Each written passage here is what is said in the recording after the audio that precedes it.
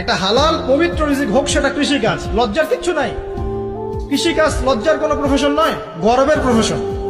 কারণ আল্লাহ পাক বহু নবীকে রাখালি করিয়েছেন, পশুপালন করিয়েছেন। জানেন, মুসা আলাইহিস সালামকে আল্লাহ পাক পশুপালন করিয়েছেন 8 বছর 10 বছর। এগুলো কোনো লজ্জার প্রফেশন নয়, এটা গর্বের প্রফেশন।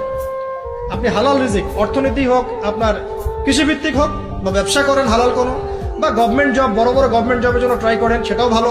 যদি না পান, বেসরকারি জব পান, আলহামদুলিল্লাহ। খেয়াল রাখবেন, জব করতে গিয়ে, ব্যবসা করতে গিয়ে এবং রিজিকের সন্ধান করতে গিয়ে আপনার নামাজ যেন ছুটে না যায়, আপনার রিজিকে হারাম যেন ঢুকে না যায়, আপনাকে যেন সুদ খেতে না হয়, আপনাকে যেন ফ্রি মিক্সিং এ যেতে না হয়। এগুলো খেয়াল রাখেন। খেয়াল রেখে একটা হালাল রিজিকের সোর্স আগে বের করেন। প্রয়োজন উদ্যোক্তা হন, নতুন কিছু উদ্যোগ গ্রহণ করেন, উদ্যোক্তা হয়ে নিজে কিছু প্রতিষ্ঠা করে দেখান, এমন কিছু করেন। এরপরে আপনি বিয়ের ফিকিরটা করেন। রিজিকের ব্যবস্থাটাকে করে নেন, তারপরে ওদিকে যান। আপনার আপন ভাই হিসেবে আমি কথাগুলো বলছি, মনে করেন।